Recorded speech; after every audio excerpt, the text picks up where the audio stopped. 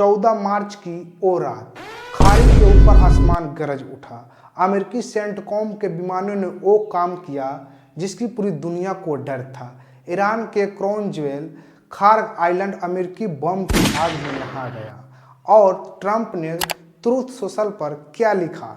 Moments एगो, at my direction, United States Central Command executed one of the most powerful bombing raids in the history of the Middle East and totally liberated every military target in Iran, crown jewel Kharg island. इसका मतलब यह है, कुछ ही क्षण पहले मेरे निर्देश पर संयुक्त राज्य केंद्रीय कमान यूनाइटेड स्टेट्स सेंट्रल कमांड ने मध्य पूर्व के इतिहास के सबसे शक्तिशाली बमबारी कार्रवाइयों में से एक को अंजाम दिया है और ईरान के सबसे अहम ठिकानों को खार्ग द्वीप पर मौजूदा हर सैन्य लक्ष्य को पूरी तरह नष्ट कर दिया है। यह था ट्रंप का सोशल मीडिया पे बयान। मिडिल ईस्ट के इतिहास की सबसे शक्तिशाली बॉम्बिंग रेड था और यह युद्ध 14 दिन से लगातार चल रहा था। तो नमस्कार दोस्तों, द उड़ान 9.0 पर आपका स्वागत है। मैं संतोष।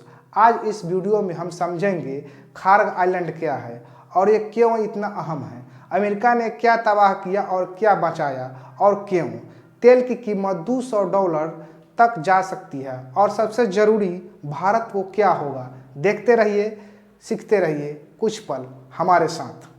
पहले समझते हैं उस क्राउन जेवल को जिसे आज अमेरिका ने निशाना बनाया। खार्ग आइलैंड फारस की खाड़ी से ईरान के तट से सिर्फ 25 किलोमीटर दूर स्थित एक छोटा सा प्रवाल द्वीप है।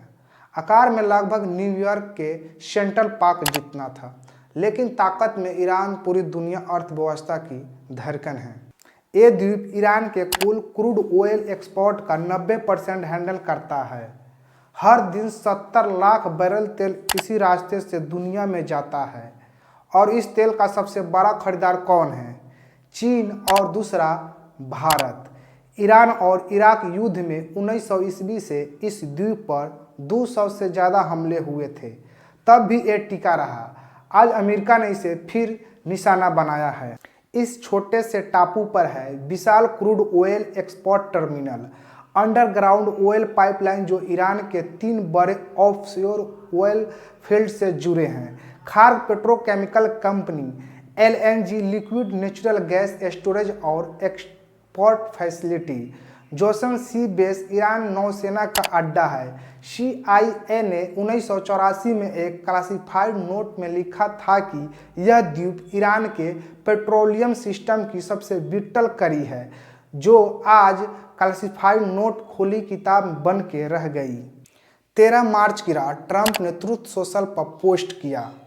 US सेंटकॉम ने खार्ग आइलैंड के हर मिलिट्री टारगेट को निशाना बनाया। फील्ड रिपोर्ट्स के अनुसार द्वीप पर 15 से ज़्यादा एक्सप्लोशन हुए। मोटे काले धुएं और बादल आसमान में छा गए। अमेरिका ने तबाह किया जॉनसन सी बेस, ईरानी नौसेना का base, airport control tower, helicopter hanger, army defence installation. और क्या बचाया? तेल की इंफ्रास्ट्रक्चर। ट्रंप ने साफ कहा, for reason of decency I have choose not to wipe out the oil infrastructure on the island. यानी ये वार्निंग शूट है या धमकी है। ईरान का संदेश साफ है, स्टेट ऑफ हॉर्मुज खोलो वरना अगली बार ऑयल इंफ्रास्ट्रक्चर भी जाएगा। ईरान की तरफ से तेहरान ने कहा है कि ऑयल इंफ्रास्ट्रक्चर की कोई नुकसान नहीं हुआ है, लेकिन दुनिया ने सैटेलाइट इमेज देखे तो और कुछ धुआं और की कहानी बता रहा है। जब खार्ग आइलैंड पर बम गिरे तो पहला असर कहाँ दिखेगा? तेल के बाजार में। ब्रेंट क्रूड दुनिया का बेंचमार्क तेल $100 बैरल को पार कर गया। जब से यह युद्ध शुरू हुआ तो लेट फरवरी 2026 तक तेल 40% से महंगा हो चुका है और अब स्टेट ऑफ हॉर्मुज लगभग बंद है। इस स्टेट से दुनिया का 20% क्रूड ऑयल और 20% LNG गुजरता है। इंश्योरेंस कंपनी ने इस रास्ते से जहाज भेजने से मना करना शुरू कर दिया है। JP मॉर्गन का विश्लेषण है कि अगर खार्ग आइलैंड पूरी तरह बंद हो गया तो ईरान का आधा ऑयल प्रोडक्शन खतरे में आ सकता है। 20 दिन बफर जो था वो एक दिन में ही ख़त्म हो जाएगा। और अगर ऑयल इंफ्रास्ट्रक्चर पर हमला हुआ तो ईरान की चेतावनी है, ऑयल $200 प्रति बैरल तक जा सकता है। एक retired US army brigadier general Mark Kimmitt ने CNN को बताया, हमने इस युद्ध को दांव बहुत ऊंचे कर दिए हैं। अब यह सिर्फ मिलिट्री का खेल नहीं है, यह ईरान की इकोनॉमिक लाइफलाइन का हैशटैग बनने का खेल है। $200 का तेल क्या मतलब है दुनिया के लिए? एक ग्लोबल इन्फ्लेशन स्पाइरल, यानी हर चीज़ महंगी, खाना, ट्रांसपोर्ट, मैन्युफैक्चरिंग सब महंगे हो सकते हैं। तो ट्रंप का असली इरादा क्या है? समझिए इस खेल को। जब तक ईरान ने स्ट्रेट ऑफ हॉर्मुज में दर्जनों जहाज़ों को निशाना बनाया है, नतीजा टैंकर के रास्ते बदल लिए, खाड़ी से शिपिंग लगभग ठप हो गए।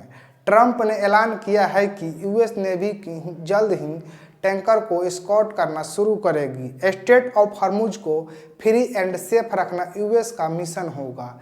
ईरान के एक सीनियर ऑफिशियल ने CNN को बताया, तेहरान कुछ जहाज़ों को गुजरने देने का विचार कर रहा है, लेकिन कंडीशन यह है कि कार्गो चाइनीज युआन में ट्रेड हो, यानी डॉलर को बाईपास करने की कोशिश। और इधर ट्रंप ने और मरीन्स भेजे। USS Tripoli amphibious assault ship 2500 marine middle east की तरफ रवाना होगी। खार्ग आइलैंड के पास एक फोर्स तैनात हो तो क्या होगा? क्या ट्रंप वाकई में खार्ग आइलैंड पर कब्जा करना चाहते हैं? यानी ऑप्शन टेबल पर है। एक्सपर्ट्स कह रहे हैं खार्ग आइलैंड पर कब्जा करने के लिए ग्राउंड ट्रूप्स लगेंगे और यह बेहद जोखिम भरा होगा। तो अब ईरान क्या करेगा? नए सुप्रीम लीडर मुज्तबा खामनेई ने कहा है कि स्ट्रेट ऑफ हॉर्मुज बंद रहेगा। यह दुश्मन पर प्रेशर का टूल है। ईरान ने धमकी दी है कि अगर हमारा ऑयल इंफ्रास्ट्रक्चर निशाना बना तो हम गल्फ देशों को एनर्जी इंफ्रास्ट्रक्चर पर हमला करेंगे। कतर, सऊदी अरबिया, UAE सब पर निशाने पर है और ईरान के हमले जारी हैं। बगदाद में US एम्बेसी के हेलीपैड पर मिसाइल अटैक। तेल अवीव के पास ईरान के missile back smoke explosion. Qatar के कुछ इलाके में इवैक्यूएट। सेक्रेटरी ऑफ डिफेंस पेट हेग्सेक ने कहा है कि ईरान के मिसाइल और ड्रोन लॉन्चर्स में भारी कमी आई है, लेकिन ईरान लड़ रहा है और जब तक स्ट्रेट ऑफ हॉर्मुज बंद है, दुनिया की एनर्जी सप्लाई खतरे में है। विदेश मंत्री जयशंकर ने पार्लियामेंट में इंडिया की। तो आज का बड़ा सवाल, यह युद्ध कहाँ जाएगा? ट्रंप ने कहा है कि एज लॉन्ग एज नेसेसरी, वो अनकंडीशनल सरेंडर चाहते हैं, लेकिन खार्ग आइलैंड स्ट्राइक एक क्लियर सिग्नल है।